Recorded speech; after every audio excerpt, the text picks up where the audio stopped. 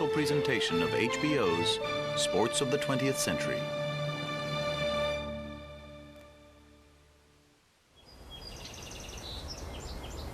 Here's what I want on my tombstone. He never lived long enough to see the Red Sox win it all. People will understand, whether it's 50 years from now, or 100 years from now, or 1,000 years from now, they'll understand that message.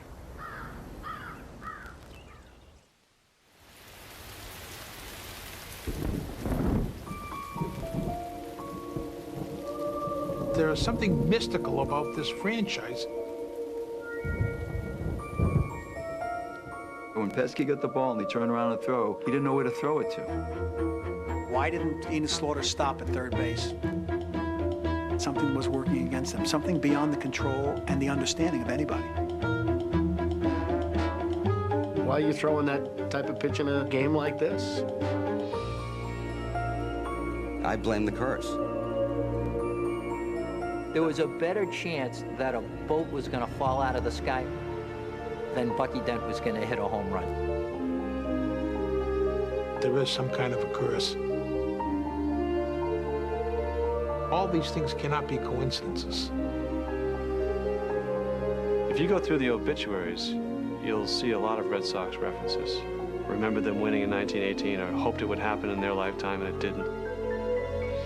Until they do, you look at the weird things that happen. I do think there's a curse, because you can't get that close that many times and fail. It just couldn't have really happened. It had to have been a movie or somebody's idea of a cruel joke. Every year, it gets more and more mystifying. It really started with the trading of Babe Ruth, and it continues to this very day.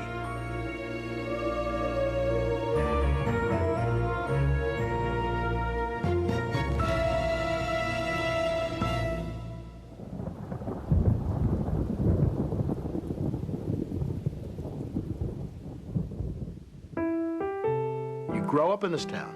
Your parents are Red Sox fans. Your grandparents are Red Sox fans. You become a Red Sox fan, and you get tortured for the rest of your life. Being a Red Sox fan is like a Charles Dickens novel. Everyone is just trying to survive the situation. For me, there's a psychological war in my own mind dealing with each season. Did you just say 1986 to me?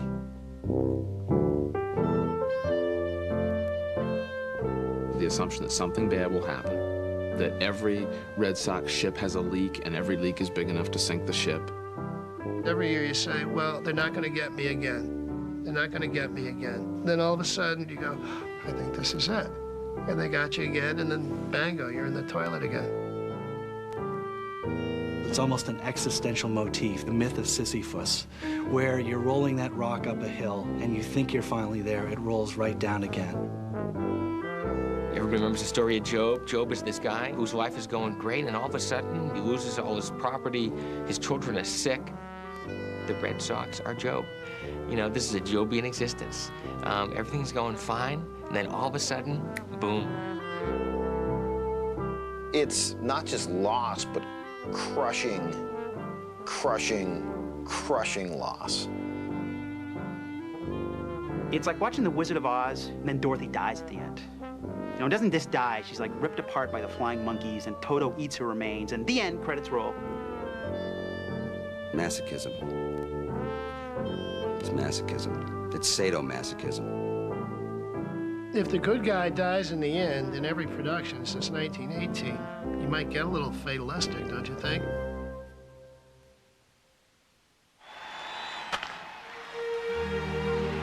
For more than 100 years, the Boston Red Sox, my team, have been the most interesting in baseball.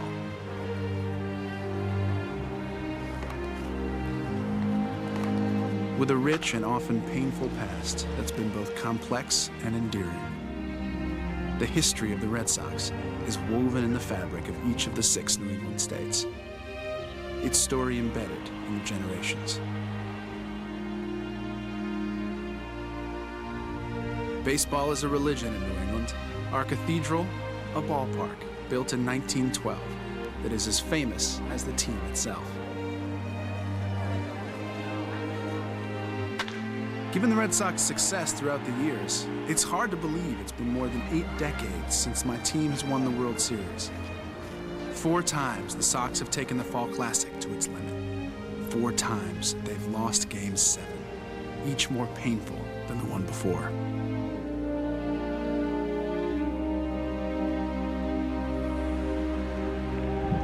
Some Sox fans actually choose to believe there must be a reason for the ungodly losses and monumental disappointments. That perhaps a powerful force from the past has cursed our storied franchise.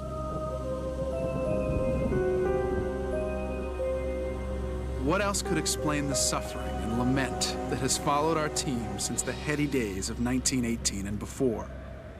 When the Boston Red Sox, the very same Boston Red Sox who have disappointed us with such regularity, were launched as a dynasty.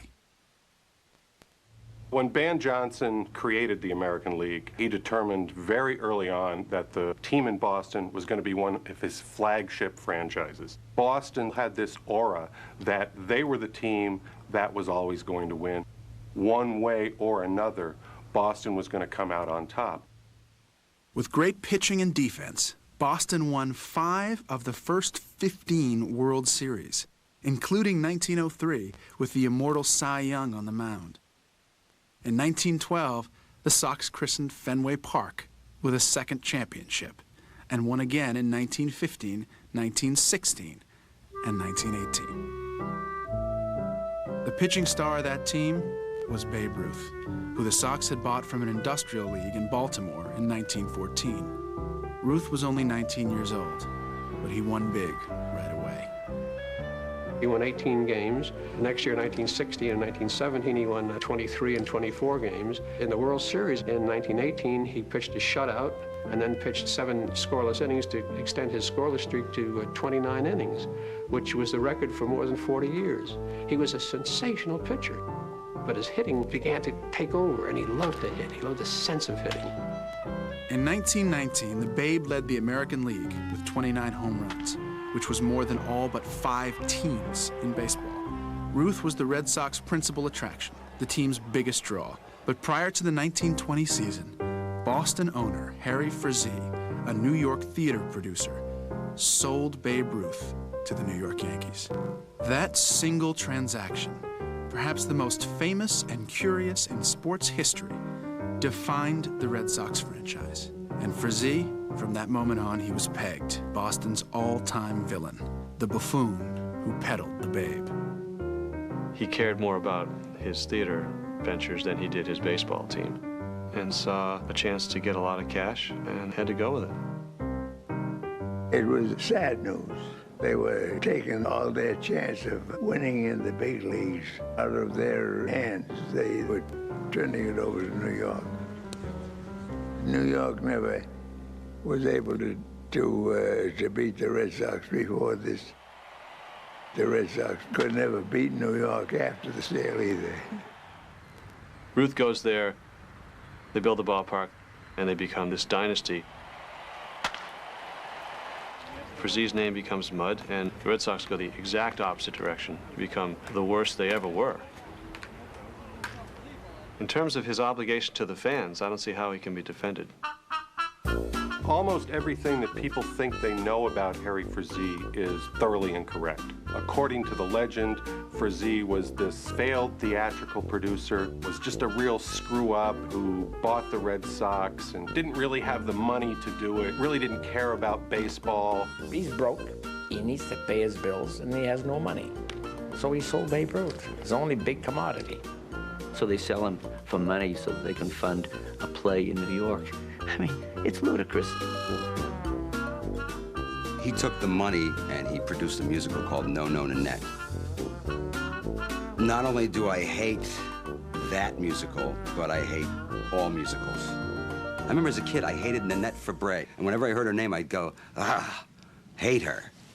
Hate her. Just based on the first name. If there was no play, then we could have kept him for the whole time. It's just so bad that they had to trade him just for this one play. Harry Frazee was sitting in a taxi, and he was bragging that he sold Ruth, and the cab driver slammed the brakes, pulled him out, and punched him in the nose. All of that is incorrect. The notion that Ruth was sold to produce No No Nanette, which wasn't on Broadway for 5 more years. It's just absurd. But Harry Frazee becomes the perfect patsy in this town because he's from New York and he's dead. Whether or not one is wild about Harry, there's little dispute that the Babe's behavior in Boston, on and off the field, had become difficult to tolerate. The area around the Fenway was a notorious red light district. Day after day, night after night, he'd go into these brothels, he'd have his fun, wine, women, and song, and he'd be thrown into the alleys behind the places, and they'd have to pick him up every day and haul him to the ballpark. He also, at various points, would try to politic for changes in management of the team. He would jump the club to go play an exhibition that would fill his own pocket with $400 or $500, and he did so repeatedly and regularly. 1919 comes along, the Red Sox are out of the race, he doesn't want to pitch anymore, and he's also hitting 200. The season's over, Ruth is a total bust. Now he goes on, from June 1st through the remainder of the year, hits 27 home runs. No one's ever done this before, and none of it means anything in terms of the Red Sox record. They finished 6th. At the time the deal is made, 20 longtime Boston baseball figures are asked, is this a good deal or not? To a man, they think Frazee is doing the smart thing. You're being offered more money than anybody's been offered for a player before. Take it. Frazee comes out and gives a very lengthy defense of his actions here. The Yankees are taking quite a gamble, is one of his quotes. It's 26 World Championships to 0 since the Yankees took that big gamble. So this hasn't gone well since that deal went down. That gap, the almost incomprehensible divide between the fortunes of the two close rivals, has left those of us in Boston intensely bitter. And if you think about it, understandably envious.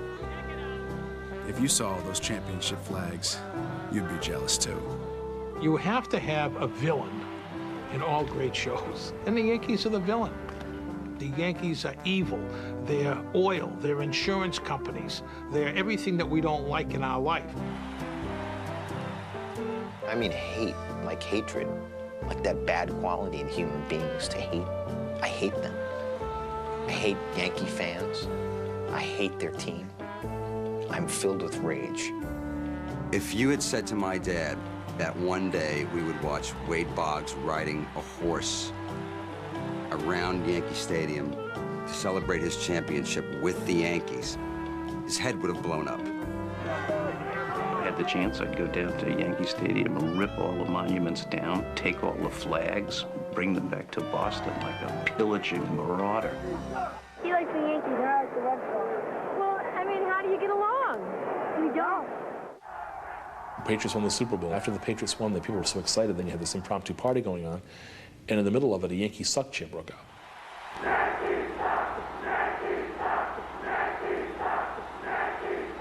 Guarantee you that if the Giants win the Super Bowl, nobody's chanting Boston sucks in Times Square.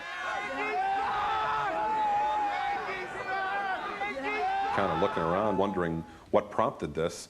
Well, a few beers and 80 years of failure is what prompts it. In those 80 years of failure, many at the hands of the Yankees, seasons come and seasons go, but not 1978.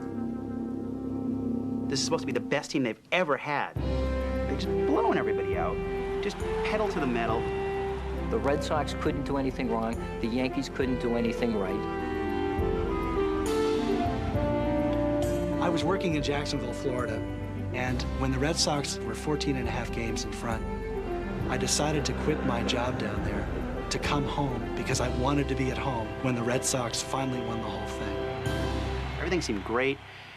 And then September came, and somebody turned the baseball world upside down. It was a gradual decline, like somebody with a disease getting sicker by the day. the Yankees started crawling up at the standings. The Red Sox were creeping down. You could hear him coming. You could see him coming. You knew that it was going to come down to that 4-game series in September. The Yankees rolled into town, scored like 100,000 runs.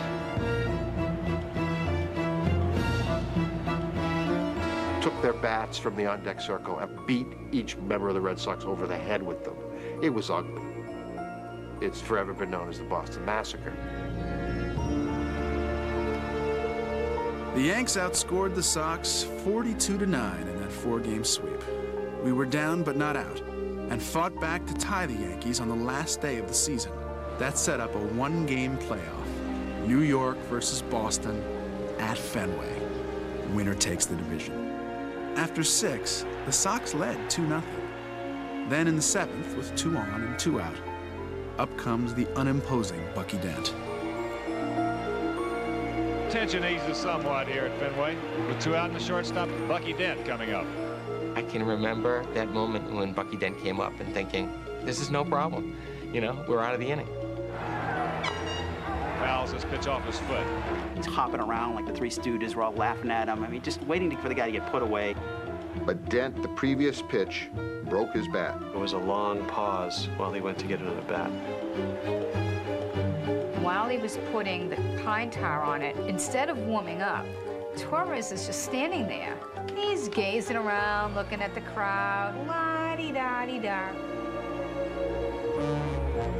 And as soon as Dent gets back into the batter's box, The next pitch.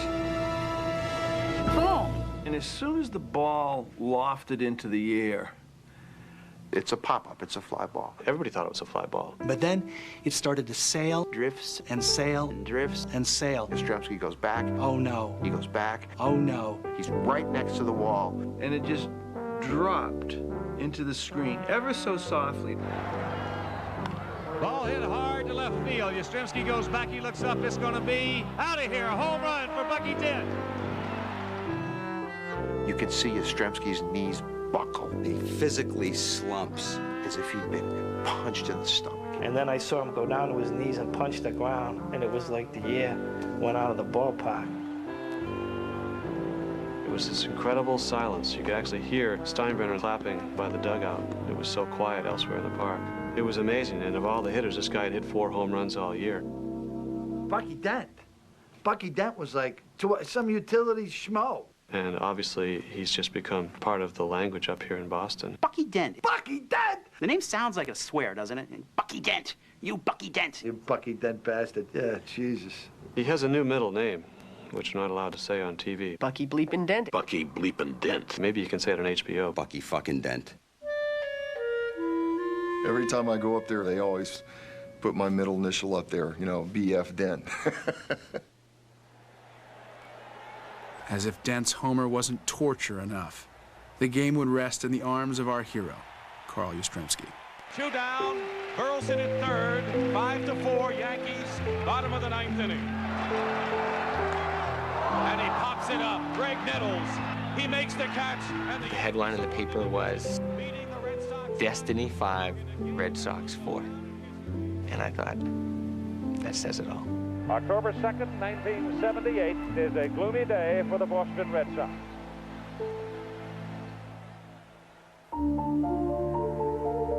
Historically, the Red Sox have been anything but Destiny's team. Fate and fortune and divine intervention, others have that, not us. Providence, that's in Rhode Island. Doomsday prophecies, infamous figures, acts of chronic folly. Now that's Red Sox baseball. Most folks believe you can trace the start of the Sox misfortune to the 46th series. Game 7, Johnny Pesky holds the ball for a split second while Enos Slaughter scores the series winning run all the way from first.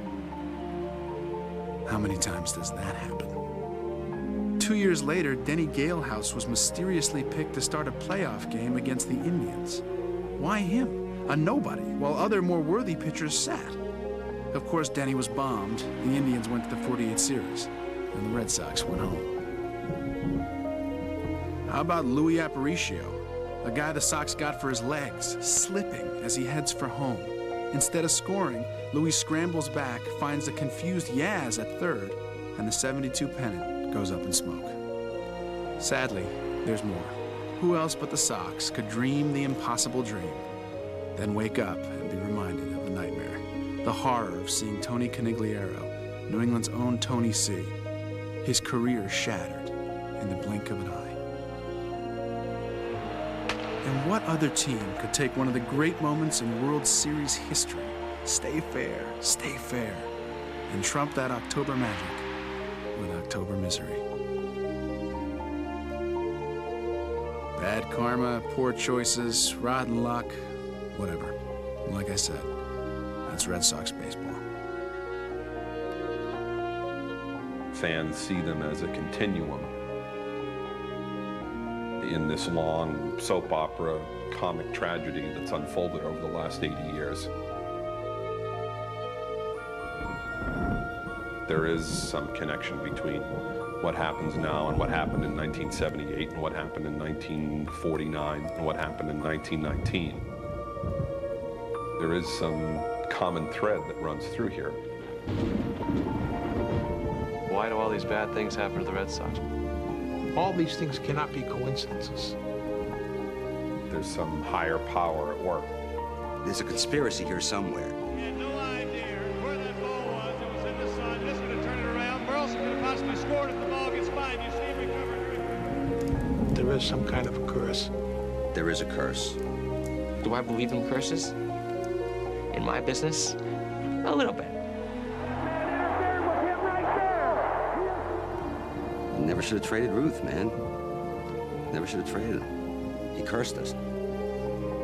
It's the only thing that seems out there. You know, different players have come and gone, different general managers. The one thing that never changes is Babe Ruth was defamed, the greatest ball player who ever lived.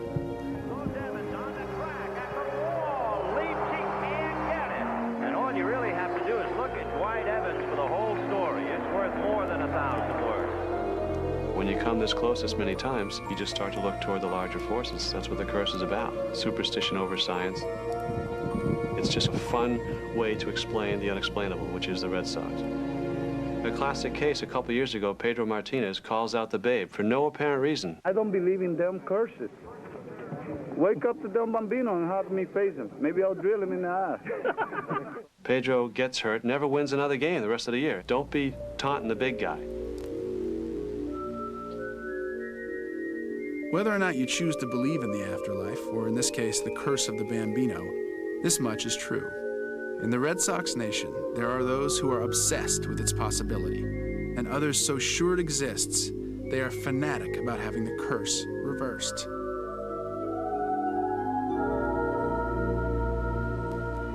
They should get together with the owners and some voodoo people and figure out what to do. We need to get some experts and come up with something that's going to take the curse off. Hey, Mr. Babe, please give us a break. How much more can the Red Sox fans take? In the annals of baseball, none can be worse than the terrible tale of Babe Ruth's curse. Every year somebody does something. Head Father Guido Sarducci exorcising the spirit. I guarantee next year Boston will win the World Series. In the annals of baseball, none can be worse than the terrible tale of Babe Ruth's curse.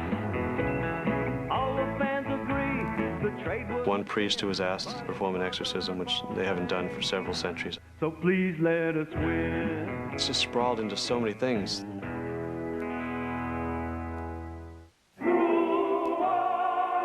Can you believe this? A play based on the misfortunes of the Red Sox. Ouch! I can't take it anymore! And they call it, what else? The Curse of the Bambino.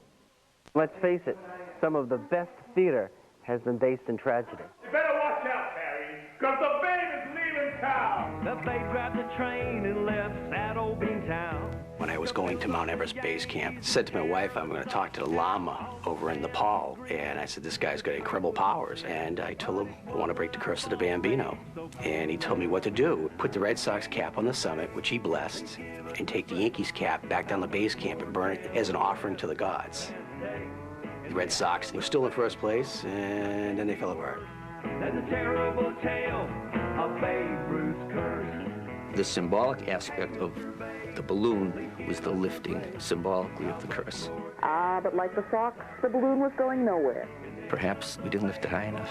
Nothing be worse than the terrible tale of Babe Ruth's curse. You had to have kind of a mass curse removal festival. Kiss the ground that Babe is being grown in. That's what we were trying to provide, was a place where people could come and walk around the Babe and walk through the Babe's hat and the Babe's eyes and up through his nose and his broad shoulders. And, you know, maybe by giving the Babe a little walking over, you could help lift the spirits. As soon as we opened with the Babe, we had bad weather, we had vandalism. We've never had vandalism before. We became cursed, I think, a little bit for trying to exorcise the curse. It's a serene spot west of Boston that may just hold the key to the curse of the Bambino. It is well documented that Babe Ruth rented this cottage here in Sudbury during his time with the Red Sox, and he loved to party with family and friends here. We also understand sometime during the winter of 1917, 1918, he was hanging around the piano playing with friends as well as his wife when he suddenly thought it would be hilarious to somehow get that piano from the cottage down to the lake. The Babe did get it out onto the ice, but either it broke or the ice melted, and this is where the piano now sits. The piano has been at the bottom of this pond for 85 years, or as long as the Red Sox haven't won a World Series.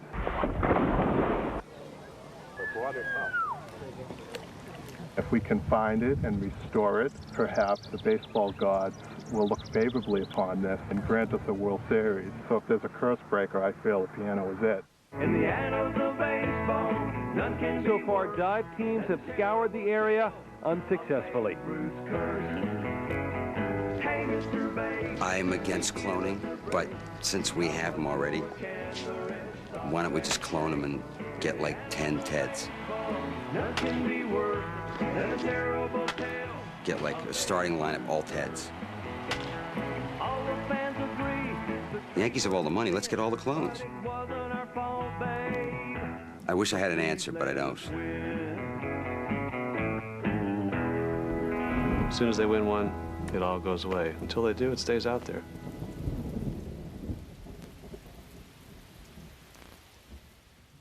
As a metaphor for the futility of the Red Sox, it's got a nice ring to it. But their failures have nothing whatsoever to do with Babe Ruth. It's the dumbest thing I've ever heard of. There's no curse of the Bambino. It's not some evil force or some curse. There's always an incident you can point at. Bill Lee did not throw the right pitch. There's his blooper pitch. There it is. A high drive. He was waiting for that one. That one is gone over everything. He made the mistake out there. No curse. Nothing overtook Bill Lee's body, though I do believe aliens might have at one time. This whole idea of diving for a piano and creating all this utter nonsense is an insult to anyone's intelligence. You know, unless you're a nitwit. Typical. Thumb-sucking New England ragtime.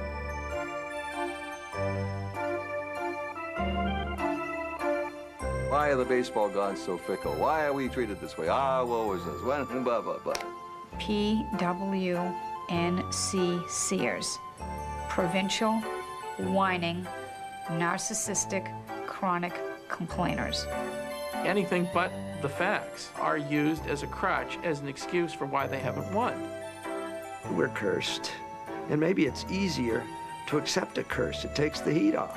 It's better to point fingers and say it's the damn Bambino. It's Harry Frazee. Yeah, that's why. That's the attraction of the curse. It seems to explain everything.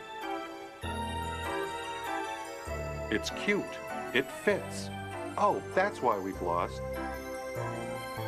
We don't have to examine the real history. If you study the real history of the club, you'll realize that there's a reason why they've won and lost. You win or lose by who picks your talent. You bring in the best players, you win. You give me the best team and you can have the curse on your side. We'll see who wins.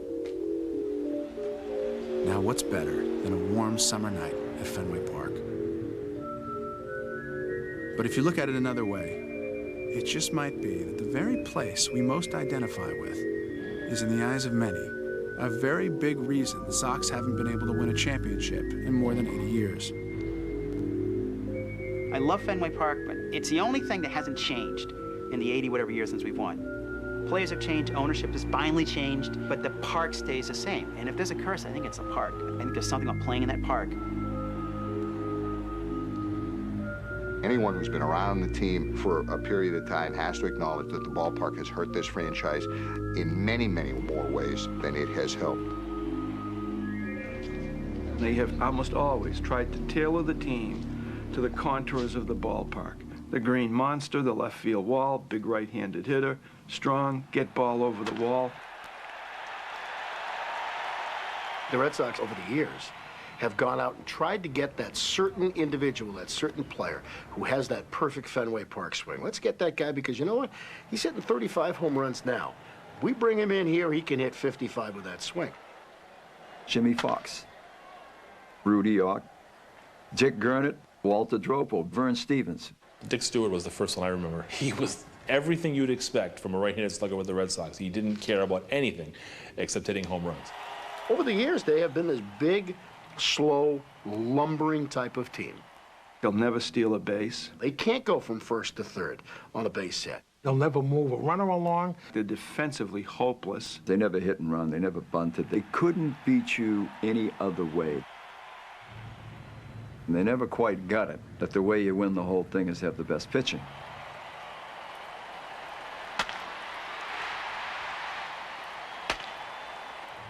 If you play half your games in Fenway Park, you have to have great pitching.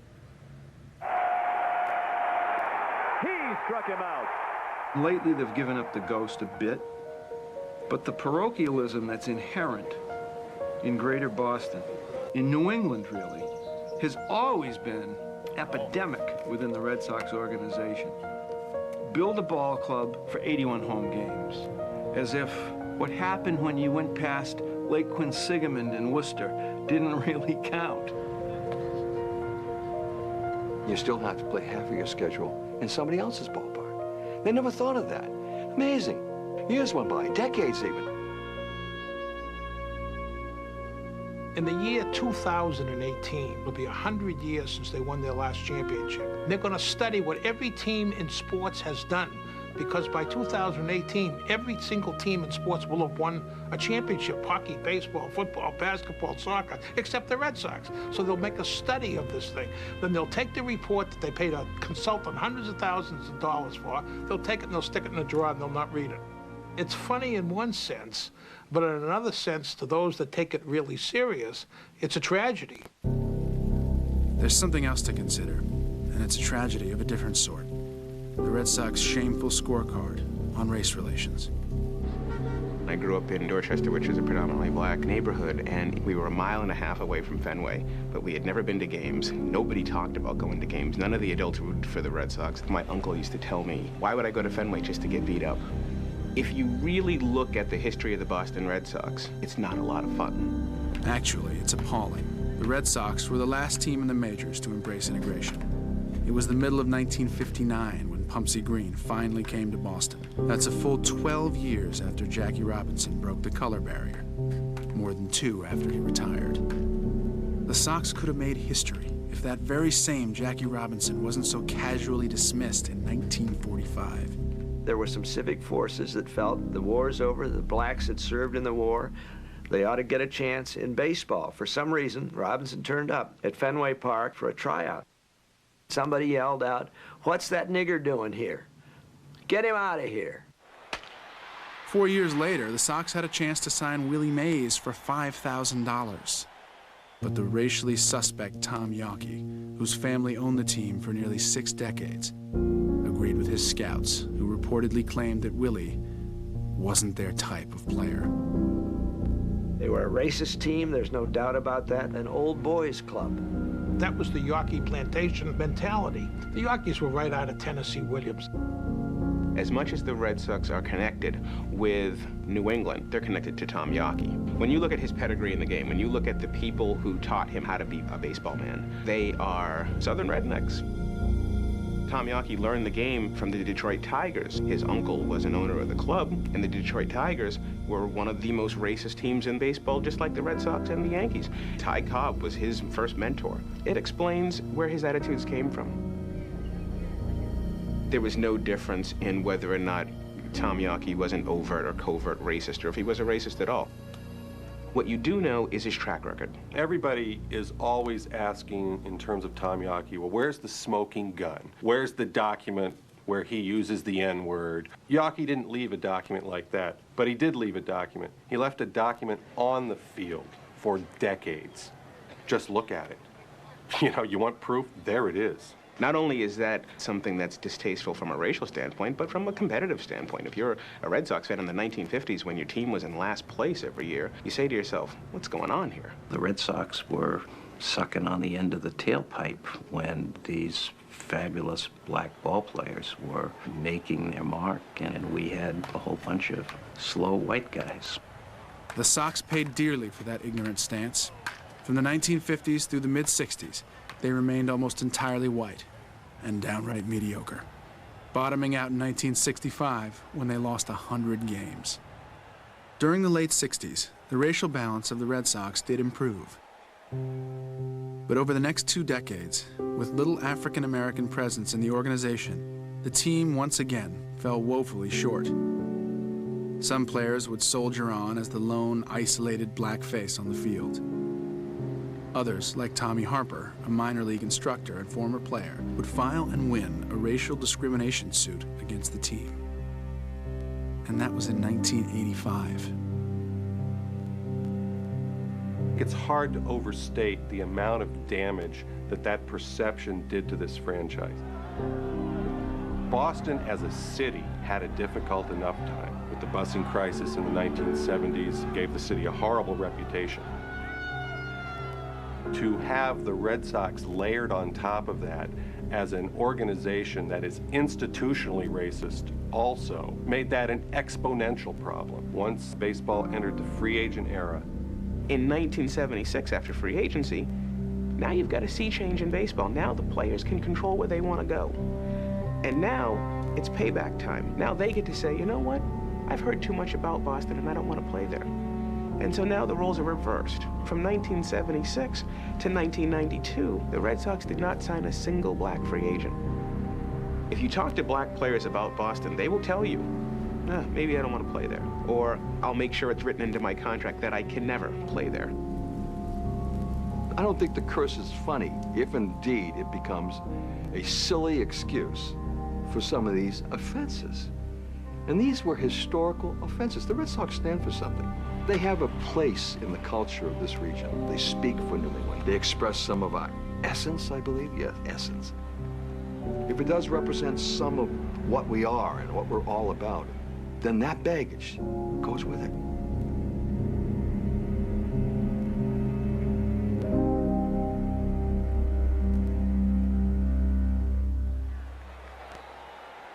In each of the Red Sox 3 World Series appearances, 1946, 1967, and 1975, just one more win, and we'd have never heard of the curse of the Bambino. You could say the same about 1986, except 86 was so unnerving, so surreal, that even the most ardent realists began to think, maybe there is something to this curse. It started in the playoffs, Sox down 3-1. In the 9th, down 3, we rallied. With 2 outs, we still trailed 5-4, when Donnie Moore came in to face Dave Henderson. To left field and deep, and it's gone! Unbelievable! I can just see him just floating. I was babysitting my new niece, Amanda, and I went crazy. I woke her up and she was screaming. And but I told her it was all for a good cause. Those things never happened to the Red Sox. Finally, it's our turn. Finally, we have a storybook finish, pulling out of the coffin and crush some other team's heart. The Sox went on to win the series in 7 games, a reprieve of sorts for several decades of futility. The comeback in the playoffs in '86 should have enabled them to forever put the idea of them being chokers behind. That should have been history. This team throws off all odds and comes back and beats you.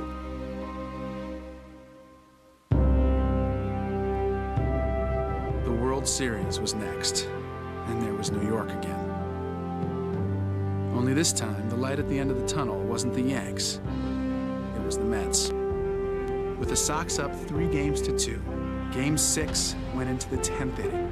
And again, Dave Henderson hit a dramatic home run. We even added another to take a 5-3 lead. 3 more outs. We just needed 3 more outs. Wally Bachman came up. He flied out to Jim Rice, and I can still see Rice with the 2 hands catching it and bringing it down. 1 out. 1 away. And then Keith Hernandez came up. And center with Henderson going to run it down. You know, again, the 2 hands, and he has that little flip into the infield.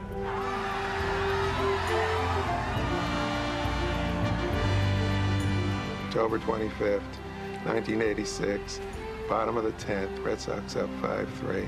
2 out was Gettysburg, July 3rd, right before Pickett's charge. It was really possible at that moment.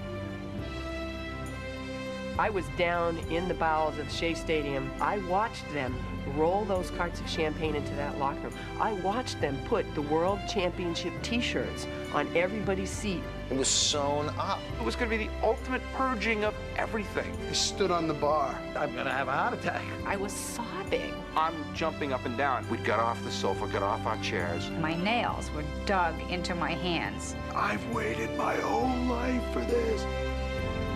And all the people around me couldn't imagine why I was crying. And my brother turned around and he said, oh, she was the same way in 1918. I couldn't believe that my team was going to win. I was ecstatic. People all over New England are holding babies in front of television screens. I woke my son. I could not let him sleep. He would never forgive me. I carried him from the room. I brought him over to the couch, and I told him, come see something nobody's seen in 70 years. And the Mets are down to their last out. And Gary Carter at the plate. Gary Carter. My brother picks up the telephone and starts dialing my uncle in New Jersey, who's the big Mets fan. The second the last out is made, they rush the field and champagne comes out. His phone's gonna ring. It's gonna be us rubbing it in his face. My brother was just dialing. And then had his thumb over the last number. And he pops it foul. Getting one over, and there was a chance to make a play, and I remember thinking, no, I don't want it to end in a foul pop to the catcher. I want it to be classic. I want it to be a strikeout. And when the ball ended in the seats, I thought, great.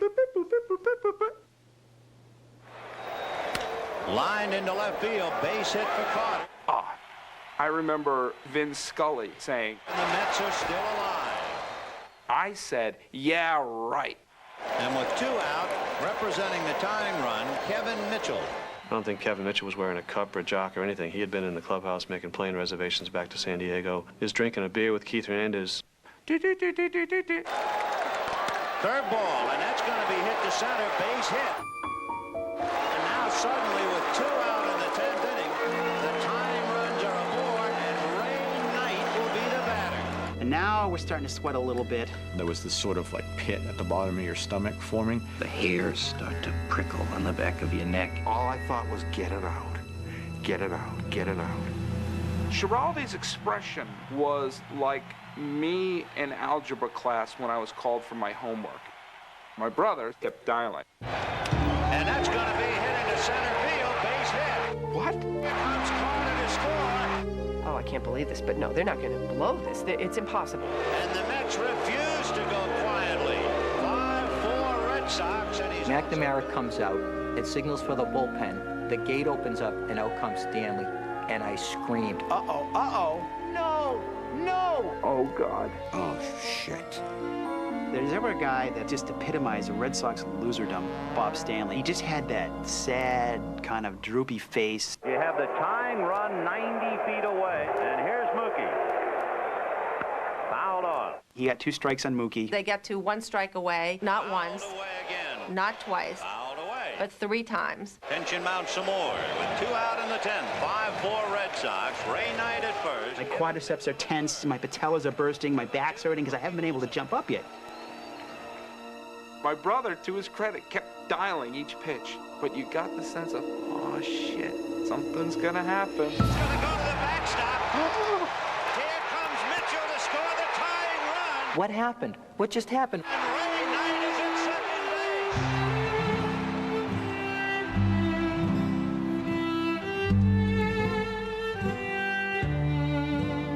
I watched them wheel that champagne back out and grab those T-shirts and stuff them back in the bag. It was really like a horror film. I couldn't believe my eyes. We couldn't have dreamt this thing up. I just turned to the bartender and said, give me everything on the top shelf and put it in a big glass. No, it can't be happening. It just can't be happening. But it was. My brother hung up the phone, and there was a sense of this game's lost. So the winning run is at second base with 2 out, 3-2 to Mookie Wilson.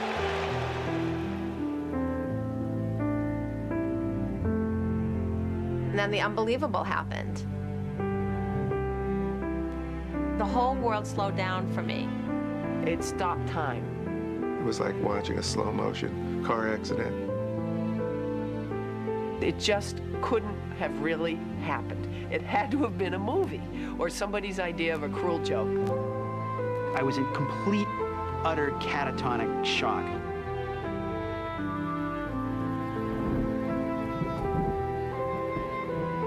My son just collapsed. I picked him up, and he was just sobbing. I felt like I'd done the worst thing to him a human being could do. I mean, to do that to your kid. I didn't say a word. I just got up from the sofa and I walked up 2 flights of stairs to the bedroom, threw myself face first onto the bed, uncontrollably crying. I was so upset. It really was an hour and a half after the game ended before I could even move. That really pissed me off. Really pissed me off. Really, really pissed me off. I was back in the 3rd grade in the Police Athletic League in Haverhill, Massachusetts, and my coach was saying, glove to the ground, glove to the ground. And I thought to myself, how can he not know this? Glove to the ground, come on, pick up the ball. I just went over, turned off the TV, and told my wife that I was going to take a good long walk. I needed some solitude. What I didn't count on was the fact that there would be hundreds of Bostonians walking the streets of Newton, Massachusetts, crazed. I remember one elderly couple, and she looked up to me with blinking eyes and said, "Oh, we just wanted to see them win it one time in our lifetime." And I ran across an old guy walking his dog, and he looked at me with my Red Sox cap tilted aimlessly on my head, and he said, "Son, this is the darkest day in this town since Jack Kennedy was shot."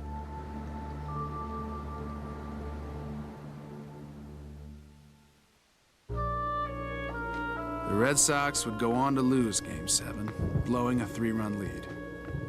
Still, it would be a simple ground ball that went through Bill Buckner's legs that would haunt us to this day.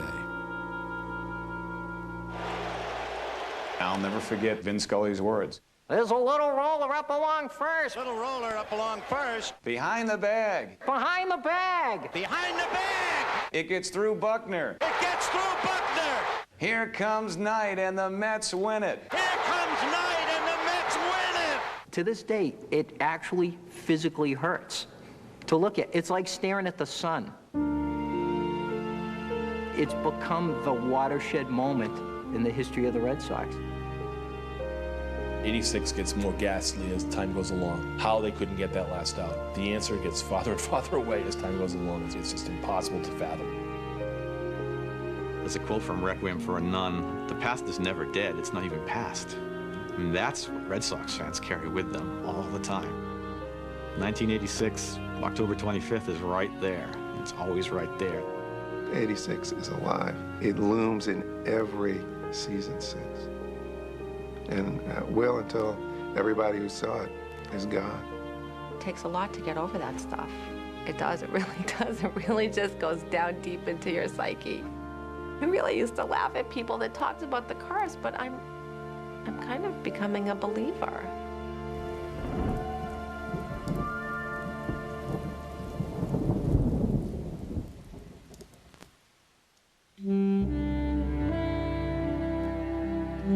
After more than 3/4 of a century of frustrating losses and broken hearts, You might think the Red Sox would have lost a few fans over the years, but for better or for worse, in sickness and in health, in good years and in bad, the Boston Red Sox staunchly remain New England's team. It's like the smell of a rose, or how you can explain the universe. How can you explain the popularity of the Boston Red Sox?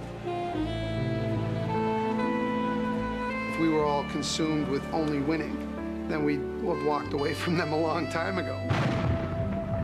We like traditions around here, and they're part of the tradition. Go to spring training, this is the year, it's all great. Play well through the summer, they get hot, and then in the fall, you start to get nervous, and they fall. Then all winter, we complain about them and look forward to the next year, and it just keeps repeating itself over and over. It's the cycle of the seasons. It's part of the circle of life here in New England. We complain about our politicians, we complain about the weather, we complain about the Red Sox. People from Boston who grew up watching the Red Sox, you can always share in your pain and trade one painful story for the next. Red Sox fans wear the tag long-suffering Red Sox fan like a badge of honor. Deep down inside, I think we enjoy the misery. I think we enjoy being punished. But you have to realize that in New England, you're coming out of a Puritan tradition of we deserve to suffer. We were founded by Puritans and Calvinists as hardworking, suffering people. You weren't allowed to have fun. You had to go to church all the time, get bonked on the head if you weren't paying attention.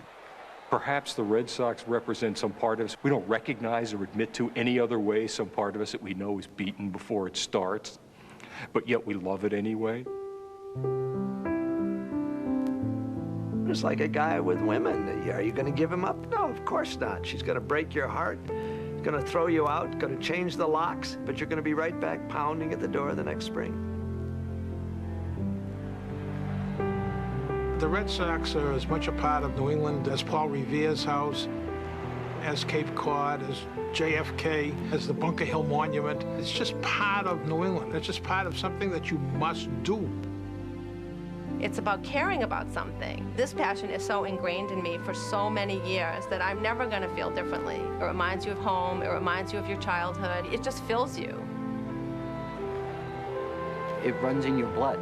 In '67, the first word that they taught me how to write was Yaz. And I used to write it like as an autograph for people in the neighborhood, like the mailman or the guys on the garbage truck. By the time I was in high school, they pretty much said, okay, you know, knock it off. You can put the pencil away. It'll be very easy to root for a team that wins every year. That's no challenge. This gives me character. The Red Sox are part of the landscape of an imperfect world. Being a Red Sox fan is simply being a human being, getting used to what happens to people. This is a difficult life, and the Red Sox are a difficult team. Most people's lives are rather disappointing. You don't always live up to what you expect that you would do in your life. But there's always hope. Knowing that we get another shot every year, for me, that makes it all worth it. I buy a lottery ticket every week at the Massachusetts Lottery, and I enjoy being a Red Sox fan. And I know it's like the lottery, 6 million to 1 that they're going to win it all. But it doesn't make any difference to me because as long as the hope is there. I can't live even a day without hope. Hope keeps us going. Every Rosh Hashanah, I add Red Sox into my prayers, knowing that all prayers are not always answered. It's all about the fall of man and about loss, but also about things like loyalty and passion and playing it out to the very end. So to me, the Red Sox have always been a perfect metaphor for people's existences on Earth. The Red Sox are so embraced because they're so much like ourselves.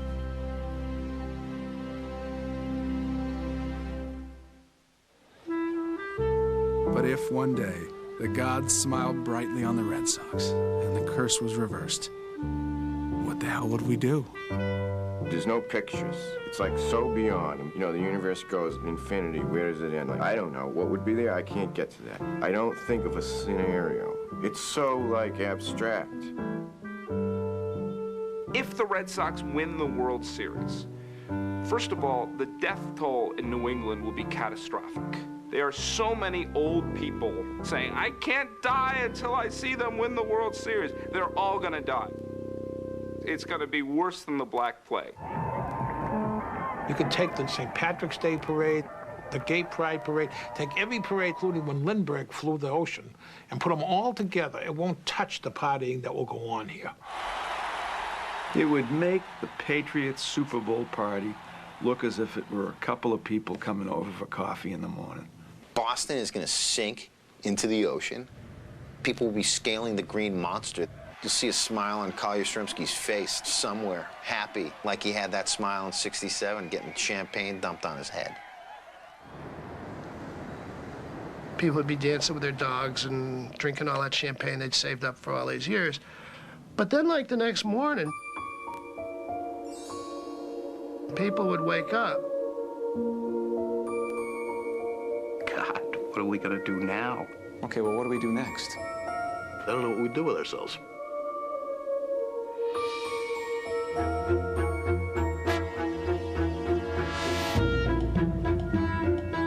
It would be the worst thing ever happened to them because they wouldn't be different anymore.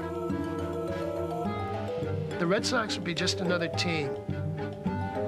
They'd be just part of the apparatus of baseball instead of this doomed operation.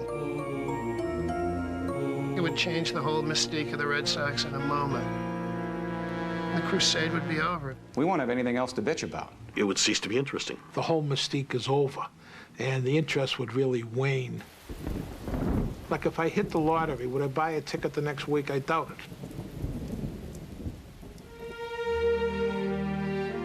How could you think that you would miss negativeness? But it's more than that. It is like an intricate, emotional story.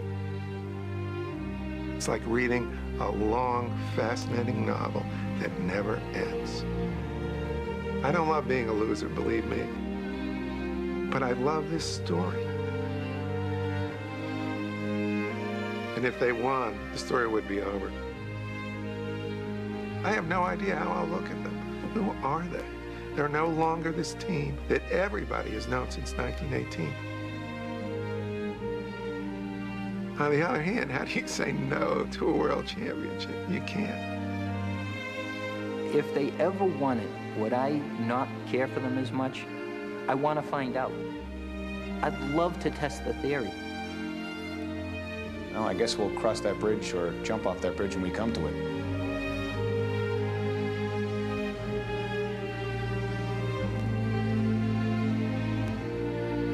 It is a great story, but every story has to have an ending. I'm here to tell you, as I've told my children, as I've told all my friends, nearly all my life, this is the year.